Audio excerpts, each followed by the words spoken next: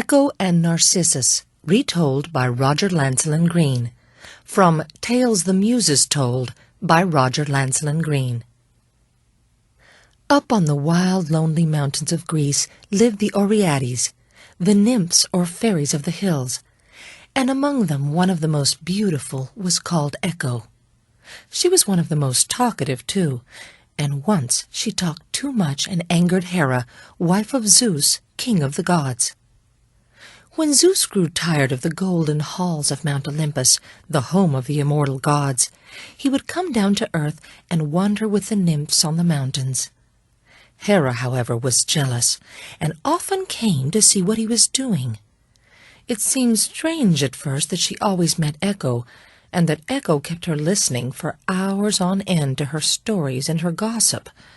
But at last Hera realized that Echo was doing this on purpose, to detain her while Zeus went quietly back to Olympus, as if he had never really been away.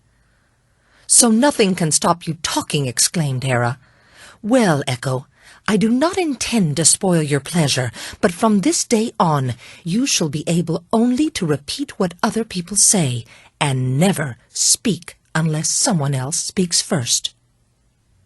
Hera returned to Olympus, well pleased with the punishment she had made for Echo, leaving the poor nymph to weep sadly among the rocks on the mountainside, and speak only the words which her sisters and their friends shouted happily to one another. She grew used to her strange fate after a while, but then a new misfortune befell her. There was a beautiful youth called Narcissus, who was the son of a nymph and the god of a nearby river. He grew up in the plain of Thebes until he was 16 years old, and then began to hunt on the mountains toward the north, where Echo and her sister Oreades lived. As he wandered through the woods and valleys, many a nymph looked upon him and loved him, but Narcissus laughed at them scornfully, for he loved only himself. Farther up the mountains Echo saw him, and at once her lonely heart was filled with love for the beautiful youth, so that nothing else in the world mattered but to win him. Now she wished indeed that she could speak to him words of love, but the curse which Hera had placed upon her tied her tongue, and she could only follow wherever he went, hiding behind trees and rocks and feasting her eyes vainly upon him. One day Narcissus wandered farther up the mountain than usual, and all his friends, the other Theban youths, were left far behind. Only Echo followed him, still hiding among the rocks, her heart heavy with unspoken love. Presently Narcissus realized that he was lost, and hoping to be heard by his companions, or perhaps by some mountain shepherd, he called out loudly, "Is there anybody here?" "Here!" cried Echo. Narcissus stood still in amazement, looking all around in vain. Then he shouted even more loudly, "Whoever you are, come to me! Come to me!" cried Echo eagerly. Still no one was visible, so Narcissus called again. "Why are you avoiding me?" Echo repeated his words, but with a sob in her breath, and Narcissus called once more. "Come here, I say, and let us meet! Let us meet!" cried Echo, her heart leaping with joy as she spoke the happiest words that had left her lips since the curse of Hera had fallen on her. And to make good her words, she came running out from behind the rocks and tried to clasp her arms about him. But Narcissus flung the beautiful nymph away from him in scorn. "Away with these embraces!" he cried angrily, his voice full of cruel contempt. "I would die before I would have you touch me." "I would have you touch me," repeated poor Echo. "Never will I let you kiss me." "Kiss me, kiss me," murmured Echo, sinking down among the rocks as Narcissus cast her violently from him and sped down the hillside.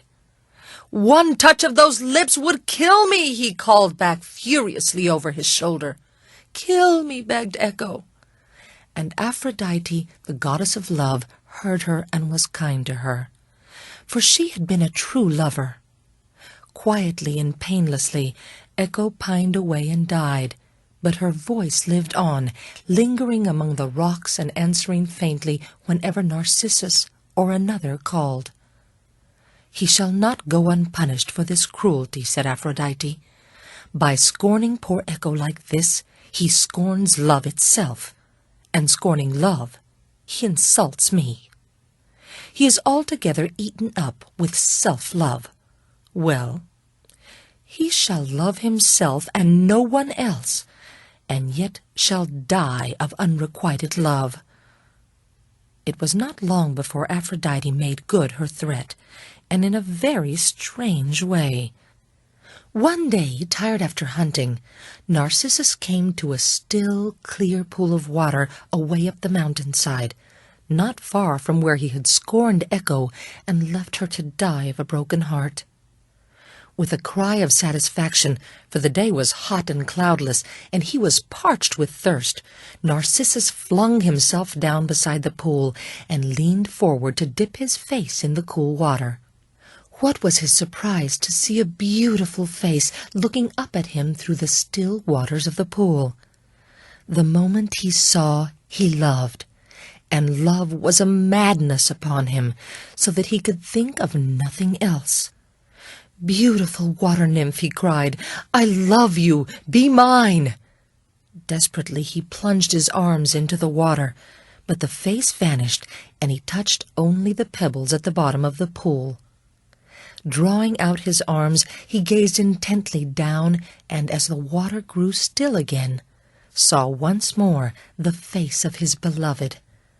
Poor Narcissus did not know that he was seeing his own reflection, for Aphrodite hid this knowledge from him, and perhaps this was the first time that a pool of water had reflected the face of anyone gazing into it. Narcissus seemed enchanted by what he saw. He could not leave the pool, but lay by its side day after day, looking at the only face in the world which he loved, and could not win, and pining just as Echo had pined. Slowly Narcissus faded away, and at last his heart broke. "Woe is me, for I loved in vain," he cried. "I loved in vain," sobbed the voice of Echo among the rocks. "Farewell, my love, farewell," were his last words, and Echo's voice broke and its whisper shivered into silence. "My love, farewell." So Narcissus died, and the earth covered his bones. But with the spring a plant pushed its green leaves through the earth where he lay. As the sun shone on it, a bud opened, and a new flower blossomed for the first time, a white circle of petals round a yellow center. The flowers grew and spread, waving in the gentle breeze which whispered among them like Echo herself, come to kiss the blossoms of the first Narcissus flowers.